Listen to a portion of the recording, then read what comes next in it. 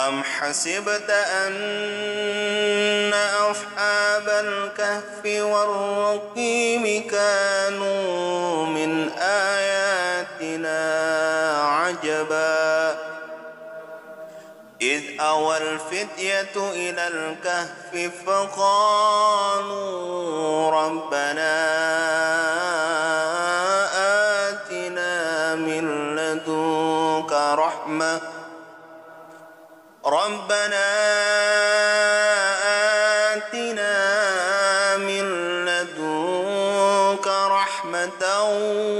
وهيئ لنا من أمرنا رشدا.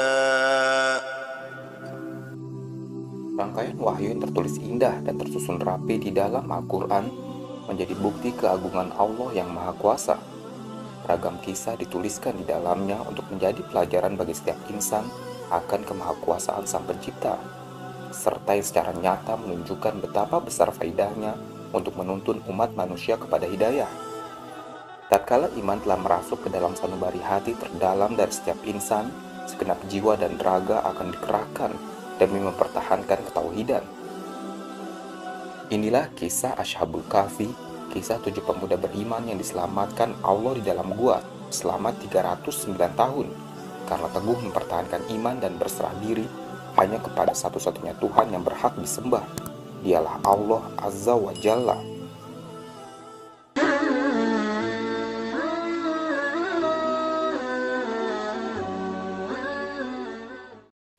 Nahnu naquffu 'alaika nabahum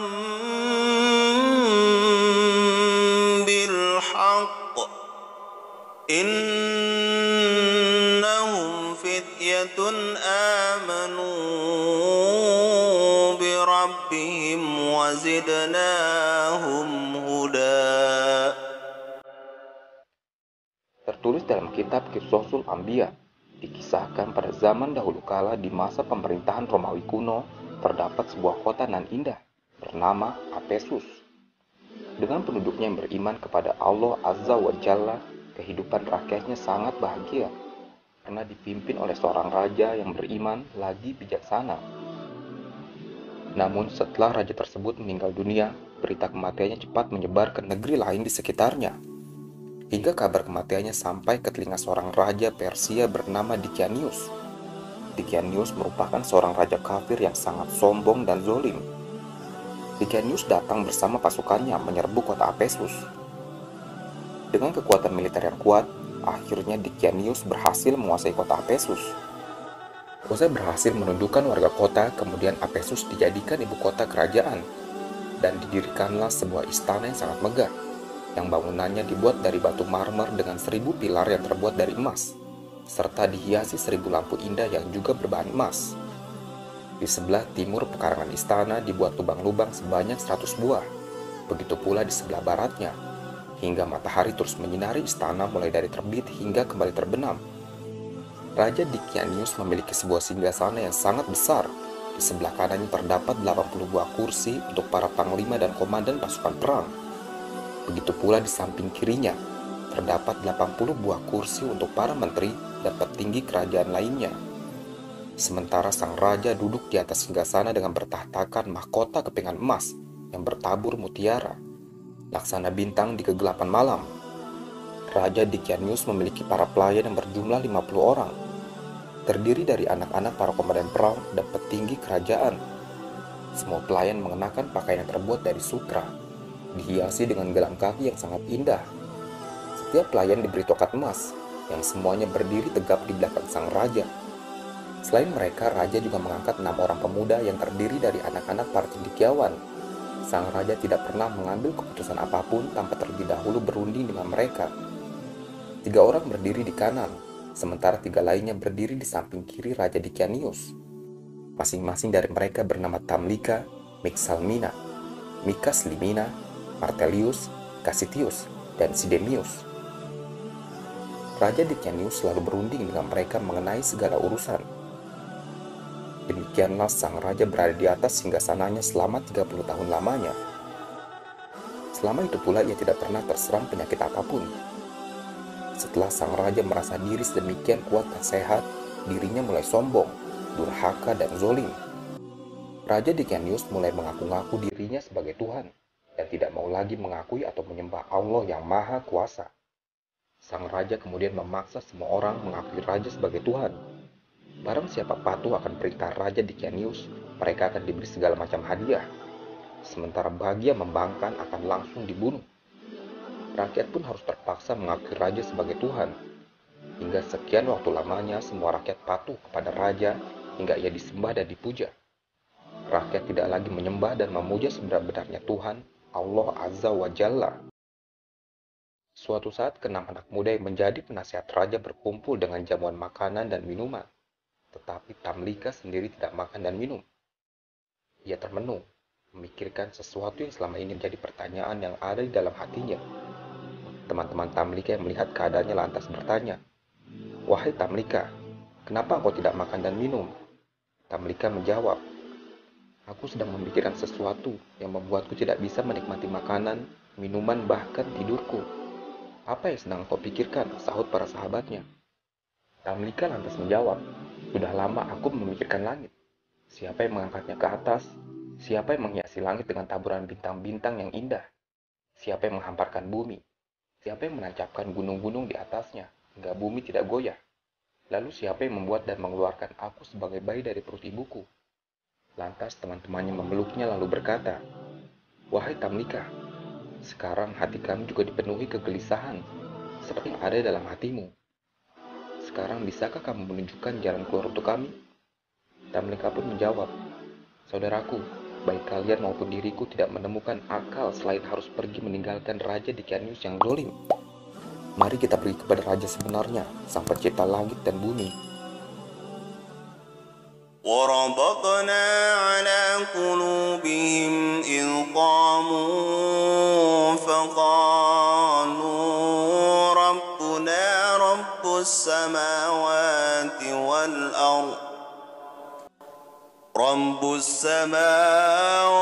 والأرض لن ندعو من دونه إلها لقد قلنا إذا شططا. Tamlika lalu berdiri, kemudian beranjak pergi untuk menjual buah kurma dan akhirnya berhasil mendapat uang sebanyak 3 dirham. Uang tersebut diselipkan dalam kantung bajunya. Lalu mereka berangkat mengendarai kuda bersama dengan 5 orang temannya. Setelah berkendara dengan kuda meninggalkan kota, lantas mereka melanjutkan perjalanan dengan berjalan kaki, hingga kaki mereka terluka, karena tidak pernah melakukan perjalanan sejauh itu sebelumnya. Di tengah perjalanan, mereka bertemu seorang penggembala kambing. Karena merasa kehausan, mereka meminta air atau susu kepada penggembala kambing tersebut.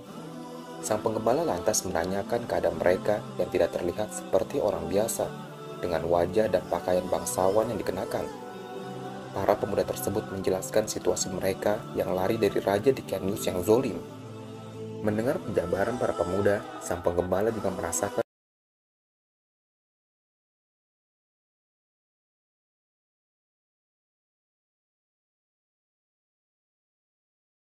meminta anjingnya untuk diusir.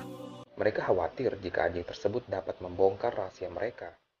Namun dengan izin Allah yang Maha Kuasa, anjing tersebut dapat berbicara. "Wahai manusia, kenapa kalian hendak mengusirku? Padahal aku bersaksi bahwa tiada Tuhan selain Allah. Tidak ada sekutu apapun baginya. Biarlah aku menjaga kalian, agar itu menjadi caraku mendekatkan diriku pada Allah yang Maha Penyayang." وإذ اعتزلتموهم وما يعبدون إلا الله فأووا إلى الكهف ينشر لكم ربكم من رحمته ويهيئ لكم من أمركم مرفقا. Mereka lantas melanjutkan perjalanan kembali hingga berhenti di depan sebuah mulut gua yang tertutup air terjun dan pepohonan. Hingga tiba waktu malam, mereka pun masuk ke dalam gua. Karena merasa kelelahan setelah berjalan sangat jauh, akhirnya mereka tertidur. Sementara anjing yang bersama mereka duduk di depan mulut gua untuk berjaga-jaga. وترى الشمس إذا طلعت تزاور عن كهفهم ذات اليمين وإذا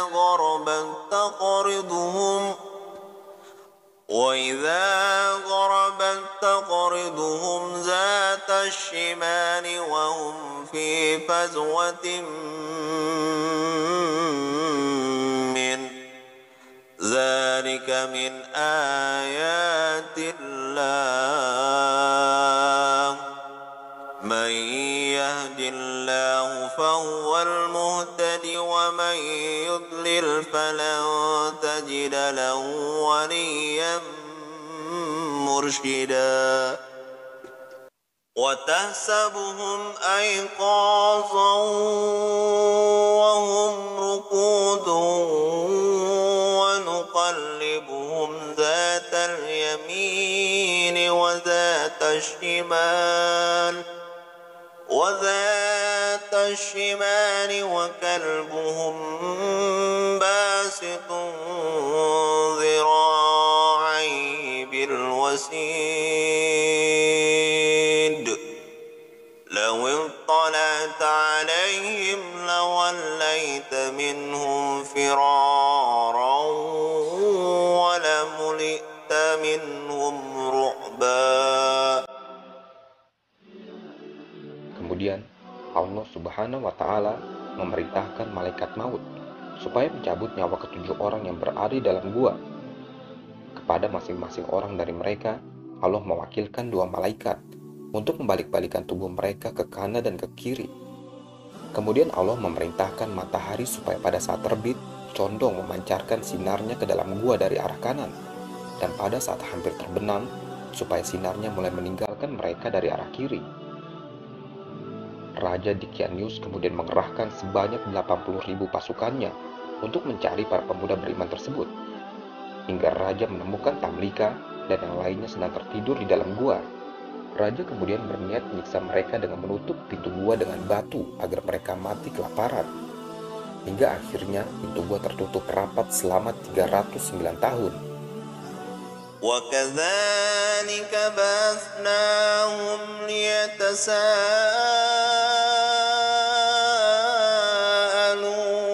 بينهم قال قائل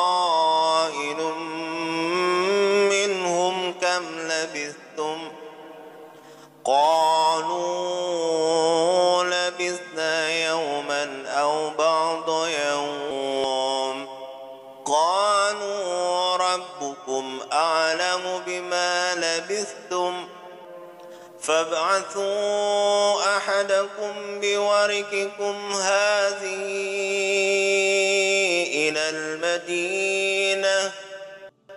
إلى المدينة فلينظر أيها أزكى طعاما فليأتكم برزق منه وليتلطف ولا يشعرن بكم أحدا. Setelah masa berlalu sangat panjang, Allah Azza wa Jalla mengembalikan lagi nyawa yang digenggamnya ke dalam tubuh mereka. Mereka terbangun saat matahari mulai menyinari tubuh mereka. Setelah berada di luar gua, mereka melihat keadaan yang sangat berbeda. Mereka melihat air terjun di mulut gua dan pepohonan di sekitarnya sudah mengering. Karena merasa lapar, salah satu di antara mereka pergi ke kota untuk membeli makanan. Lantas Tamlika pergi ke kota dengan membawa uang 3 dirham yang diperolehnya dari hasil menjual kurma. Sebelum berangkat, Tamlika diberi pesan agar berhati-hati dan tidak menceritakan keadaan atau tempat mereka kepada siapapun, agar mereka tetap aman dari pasukan raja yang zolim. Berangkatlah Tamlika menuju kota. Sepanjang jalan ia melewati tempat-tempat yang sama sekali belum pernah dikenalnya. Tamlika lantas mendatangi penjual roti lalu bertanya, "Wahai penjual roti, apa nama kota ini?" Apesus, jawab penjual roti. Tamlika lalu bertanya lagi, siapa nama rajanya? Abdurrahman. Tamlika masih heran dan bingung dengan keadaannya. Lantas ia mengeluarkan uang dari sakunya untuk membeli roti. Namun begitu melihat uang yang diberikan oleh Tamlika, si penjual roti keheran-heranan karena merasa menemukan harta karun. Tamlika berkata, ini bukan harta karun. Uang ini aku dapatkan 3 hari lalu dari hasil menjual kurma untuk pergi meninggalkan kota karena semua orang menyembah Dikyanius. Si penjual roti kemudian menyanggah Tamlika. Setelah membawa harta karun, engkau malah menyebut nama seorang raja durhaka yang mengaku sebagai Tuhan. Padahal raja itu sudah mati 300 tahun lalu. Kemudian Tamlika ditangkap dan dihadapkan kepada raja. Di hadapan raja, Tamlika membantah telah menemukan harta karun. Ia mengaku sebagai penduduk kota Apesus. Ia juga menyebutkan lebih dari 1.000 orang yang dikenalnya. Namun tidak ada yang mengetahui nama-nama yang disebutkan Tamlika. Lantas raja meminta Tamlika menunjukkan letak rumahnya untuk memerintahkan pengawalnya untuk menemani Tamlika. Dibawalah orang-orang yang menyertai Tamlika ke sebuah rumah yang sangat tinggi di sudut kota. Begitu tiba, pintu rumah dibukakan oleh seorang yang sudah sangat tua. Berkata salah seorang pengawal raja. Orang muda ini mengaku rumah ini adalah miliknya. Orang tua tersebut marah, lantas bertanya kepada Tamlika, siapa namamu? Aku Tamlika, anak Filistin. Orang tua tersebut tidak percaya. Lantas ia bertanya lagi. Tamlika dengan tegas menjawab, Tamlika, anak Filistin. Tiba-tiba orang tua itu berlutut di hadapan Tamlika dan berkata, ini adalah datuku, demi Allah. Ia salah seorang di antara orang-orang yang melarikan diri dari Dikyanius, raja durhaka. Kemudian diteruskannya dengan suara haru. Ia lari berlindung kepada Yang Maha Perkasa, pencipta langit dan bumi. Nabi kita, Isa alaihissalam dahulu telah memberitahukan kisah mereka kepada kita dan mengatakan bahwa mereka itu akan hidup kembali. Kejadian tersebut kemudian dilaporkan kepada raja. Raja kemudian bergegas menuju rumah orang tua yang ditunjukkan oleh Tamlika. Setelah bertemu raja, Tamlika menceritakan keadaannya. Lantas raja meminta Tamlika untuk menunjukkan tempat teman-temannya yang masih berada di dalam gua. Berangkatlah Tamlika bersama raja dan pasukannya. Setibanya di dekat gua, Tamlika meminta raja dan pasukannya untuk berhenti dan menunggu. Ia tidak ingin teman-temannya khawatir dan mengira bahwa ia telah tertangkap Dikyanius. Raja menuruti permintaan Tamlika. Begitu ia masuk dan bertemu teman-temannya yang lain, Tamlika menceritakan bahwa ia mendatangi tempat yang sama, namun dengan keadaan yang sangat berbeda. Ia juga menceritakan bahwa Dikyanius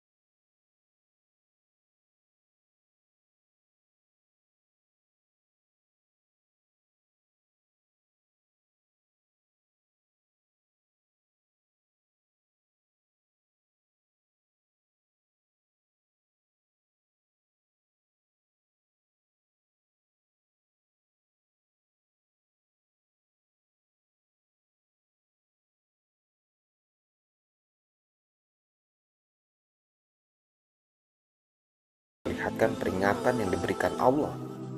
Lantas orang yang beriman di antara mereka membuat rumah peribadatan di atas gua yang menjadi tempat persembunyian ketujuh pemuda yang beriman tersebut. وَلَبِثُوا فِي كَهْفِهِمْ 300 سِنِينَ وَازْدَادُوا 9 قُلِ اللَّهُ أَعْلَمُ بِمَا لَبِثُوا لَهُ غَيْبُ السَّمَاوَاتِ وَالْأَرْضِ أَبْصِرْ بِهِ وَأَسْمَعْ واسمع ما لهم من دونه من ولي ولا يشرك في حكمه أحدا. Orang yang menyelamatkan agamanya dari fitnah, niscaya Allah Subhanahu wa Ta'ala akan menyelamatkannya. Dan juga seseorang yang berlindung dan berserah diri hanya kepada Allah, niscaya Allah Azza wa Jalla akan melindunginya dan akan memberikan karunia-Nya yang sangat luas, serta menjadikannya sebagai sumber hidayah bagi orang lain. Allahu a'lam bishawab.